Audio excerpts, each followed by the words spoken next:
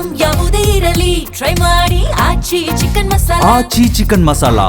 ಸಚಿವರೇ ಇಲ್ಲದೆ ಶಿಕ್ಷಣ ಇಲಾಖೆ ಮಾರಾಟವಾಗ್ತಾ ಇದೆಯಾ? ಶಿಕ್ಷಣ ವ್ಯವಸ್ಥೆ ಏನಾದರೂ ಈ ರೀತಿಯಾದಂತಹ ಸ್ಥಿತಿಗೆ ಹೋಗಿ ತಲುಪ್ತಾ ಇದೆಯಾ? ಶಿಕ್ಷಣ ಇಲಾಖೆ ಹಾಗಾದ್ರೆ ಏನ್ ಮಾಡ್ತಾ ಇದೆ ಅನ್ನುವಂತಹ ಪ್ರಶ್ನೆ ಇದು. ರಾಜ್ಯ ಸರ್ಕಾರದ ವಿರುದ್ಧವಾಗಿ ಖಾಸಗಿ ಶಿಕ್ಷಣ ಸಂಸ್ಥೆಗಳ ಒಕ್ಕೂಟ ಕಿಡಿಕಾರಿವೆ.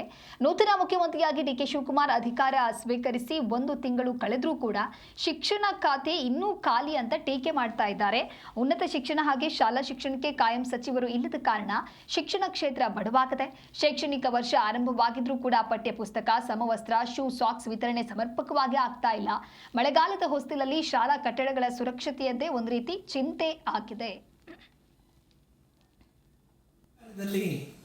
ಮಂತ್ರಿಮಂಡಲ ಬದಲಾವಣೆ ಆಗಿದೆ. ಈ ಒಂದು ಸಂದರ್ಭದಲ್ಲಿ ಶಿಕ್ಷಣ ಇಲಾಖೆ ಅತಿ ದೊಡ್ಡ ಮಹತ್ವದ ಇಲಾಖೆ. ಇಡೀ ವ್ಯವಸ್ಥೆಯಲ್ಲಿ ಶಿಕ್ಷಣ ಇಲಾಖೆಯಲ್ಲೇ ಸಾವಿರಾರು ಸಮಸ್ಯೆಗಳಿದ್ದಾವೆ. ನಮ್ಮ ಸಮಸ್ಯೆಗಳಂತೂ ಎಂದಿಗೂ ಬಗೆಹರಿದಂಥ ಸಮಸ್ಯೆಗಳಿದ್ದಾವೆ. ಇವತ್ತಿನ ದಿನ ಪ್ರಸ್ತುತ ಪರಿಸ್ಥಿತಿಯಲ್ಲಿ ಶಿಕ್ಷಣ ಮಂತ್ರಿಗಳು ಇಲ್ಲದೆ ನಾವು ಪರದಾಟ ಮಾಡಬೇಕಾಗಿದೆ.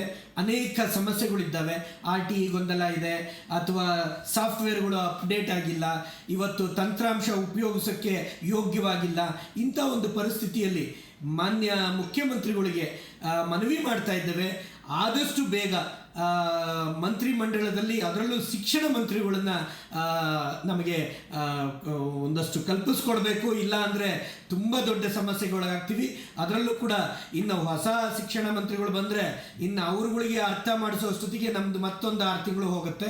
ಹಾಗಾಗಿ ಪ್ರಸ್ತುತ ಏನು ಪರಿಸ್ಥಿತಿ ಇದೆ ತಿಳಿದವರು ಅಥವಾ ಶಿಕ್ಷಣ ಕ್ಷೇತ್ರವನ್ನು ಅರ್ಥ ಮಾಡ್ಕೊಂಡಿರ್ತಕ್ಕಂಥವರಿಗೆ ಶಿಕ್ಷಣ ಮಂತ್ರಿಗಳು ಮಾಡಿದ್ರೆ ತುಂಬ ಒಳ್ಳೆಯದು ಅನ್ನತಕ್ಕಂಥ ಅಭಿಪ್ರಾಯವನ್ನು ವ್ಯಕ್ತಪಡಿಸ್ತಾ ಇದ್ದೇವೆ. ಸರ್ಕಾರದಲ್ಲಿ ಮಂತ್ರಿಮಂಡಲ ಬದಲಾವಣೆ ಆಗಿದೆ. ಈ ಒಂದು ಸಂದರ್ಭದಲ್ಲಿ ಶಿಕ್ಷಣ ಇಲಾಖೆ ಅತಿ ದೊಡ್ಡ ಮಹತ್ವದ ಇಲಾಖೆ. ಇಡೀ ವ್ಯವಸ್ಥೆಯಲ್ಲಿ ಶಿಕ್ಷಣ ಇಲಾಖೆಯಲ್ಲೇ ಸಾವಿರಾರು ಸಮಸ್ಯೆಗಳಿದ್ದಾವೆ. ನಮ್ಮ ಸಮಸ್ಯೆಗಳಂತೂ ಎಂದಿಗೂ ಬಗೆಹರಿದಂಥ ಸಮಸ್ಯೆಗಳಿದ್ದಾವೆ.